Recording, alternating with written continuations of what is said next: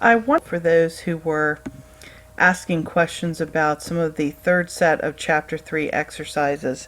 And so the first one I'm going to talk about is the scores program that says that you should take an array full of integers and compare each number to the one after it and figure out if all the numbers are in increasing order. So if you have the numbers going from lowest to highest, and if that's the case, print out true, otherwise print out false. And so, for example, if I have the numbers in the array 1, 3, 4, those are in increasing order. 1 and then 3 is bigger than 1 and 4 is bigger than 3, so we would print out true. But if I had something like 1, 3, 2, I'm not really in increasing order anymore. I'm going up and then I'm coming back to 2. So it's really, are the numbers sorted in ascending order or are they not, is more or less what it's saying. So here is a main where I'm going to declare an array, and notice I don't feel like writing out 3 additional lines of code where I say A0 equals 1, A1 equals 3. So I'm taking the shortcut method here to hard code the values into this int array. And one thing, if you think about trying to pass the array to a method in this manner, you really can't do that because, or at least I've never been able to get anything like that to work, because I believe that the compiler is going to think you're passing 3 integers, and it might be looking for a corresponding method that doesn't take a single array but that takes 3 integers. So it's not going to be happy if you try to use that way to pass an array. So the best way to do that is to do something more along the lines of this.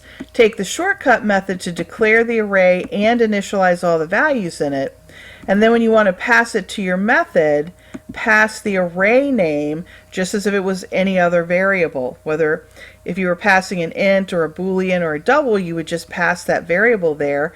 You can do the same thing with an array. Notice I don't put any brackets, I don't do anything else.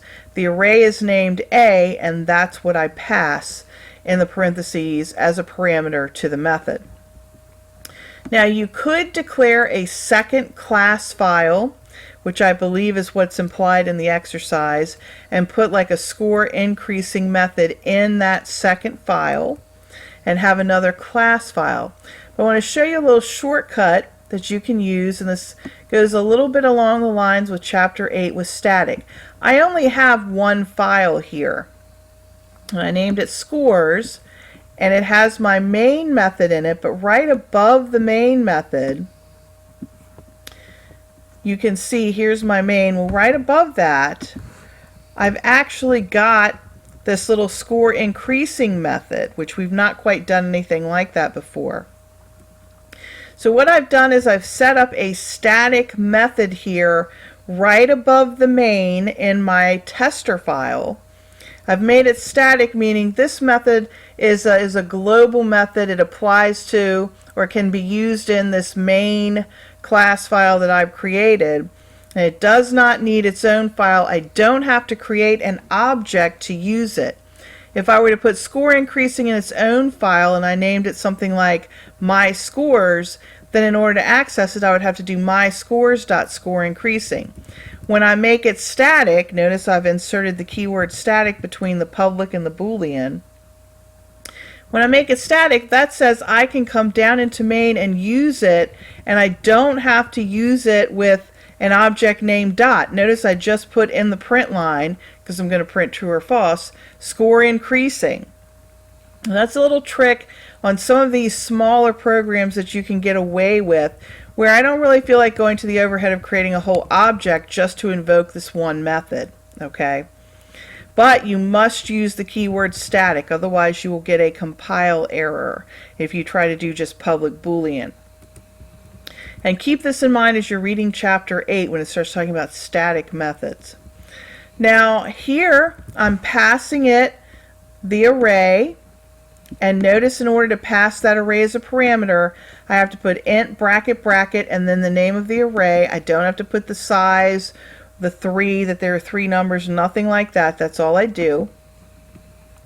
When I come in here, since scores is being passed as a parameter, I have to have a local array variable inside the method, just like I do with all my constructors and other methods, right? If I'm passing in some type of parameter, I have to have a variable in here to hold it. Well, actually, let's see. Can I get away with scores? I guess I could. I guess I don't actually have to use hold it. Don't know what I was thinking there. All right, so I'm passing in this array named scores. Now I went ahead and created a Boolean variable here, and if you can approach this from at least 2 or 3 different ways. This is just my way of doing it. There are at least 3 other ways to do this method to get the same result. But my thought is, why don't I assume that the thing is sorted in ascending numerical order from lowest to highest, and then flip the switch and set is increasing to false the first time I encounter a condition where one number is out of order. So a lower number comes after a higher number. Why don't I just at that point flag it as false, and then I know that the thing is not in sorted order, and I can send that back. Now some people try to approach it from assuming it's false and flipping it all to true. I think it's easier, and I've weighed both ways of doing it. For me, it's easier to say, let me assume it's true, and when and if I find the condition where I actually have a lower number out of order, then I will flag it as not being in ascending order at that point. So if it is in ascending order, I'm good. If it's not, I'll flag it if I approach it from this manner. So I'm setting up this little variable here. Then I'm going to write a loop. And notice here's a trick. There's a couple ways you could do the loop. For me, it was easier to say, let me start at 1, because notice here I'm always comparing one item to the item or element before it. Okay? So if I want to compare the item to the item before it, if I start with 0, I'm going to get an index array out of bounds error. Because what's going to happen is score sub 0 is going to go here, that's fine. But then it's going to say 0 minus 1, negative 1. It's going to try to find an element with an index value of negative 1, and we know we never allow negative, we never have negative indexes. They're always 0 up to some positive integer number. And when you put a negative here, if you let this become 0 minus 1 or negative 1, you'll get an index array out of bounds error.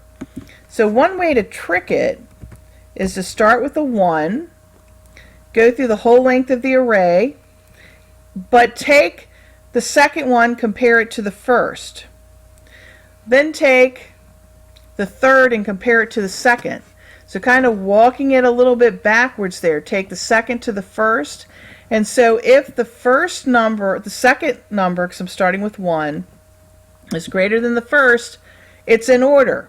And it's perfectly acceptable to set up an if statement this way, where I'm not going to do anything. I'm going to leave it alone. I just put a comment in there, do nothing. And go through each one. And if they are in the right order, then I'm not doing anything. But if, say, the second element is not larger than the first, I think it should be greater than equal to, actually, according to the directions. If it's not, then I must be out of order. And I'm going to flip the flag to false. And notice I do not want to come in here. I do not want to do this.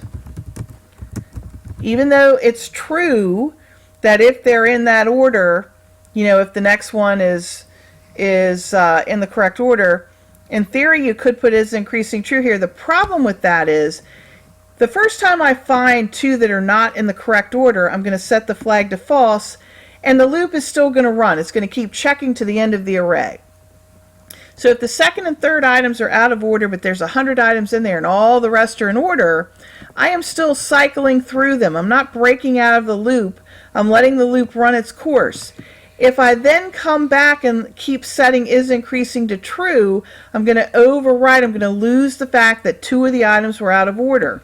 So I don't want to do that. I've already assumed it's true.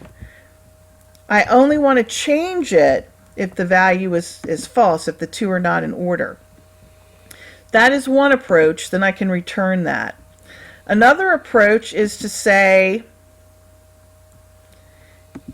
once I know that I found the first 2 numbers that are out of order, I don't need to check the rest of the array. I want to break out of the loop and stop.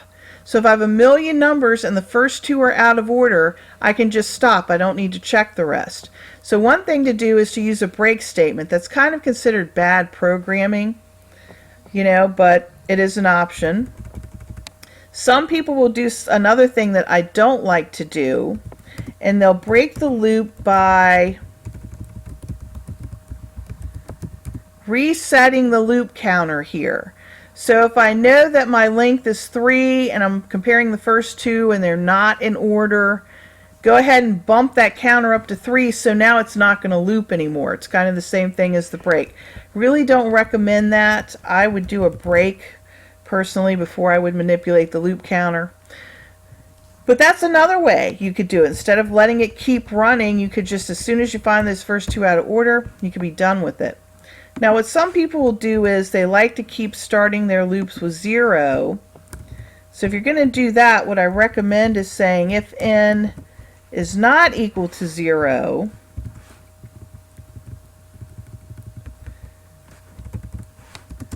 then come in and do all these checks.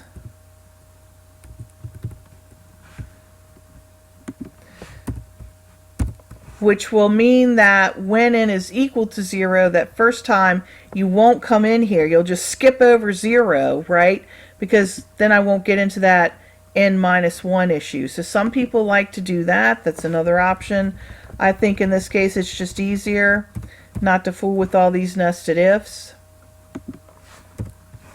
And just go ahead and start this thing at 1. You're not going to skip an element because you're going to take 1 and compare it to the 0 element, right? So you're always going, let me go to 1 and compare back. Let me go to 2 and compare back, and so on with the index numbers. So I think this is probably the simplest way to do it and maybe the easiest way to do it. So if I run it, I'm going to get true. If I change this to a different value and run it, I'm going to get false,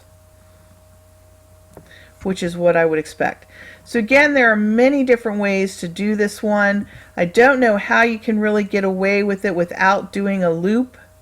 And you've got to make sure that you've got your loop counter set up correctly, that you are using this less than array.length, and so on. So try this, see how it works, and let me know if you have any questions.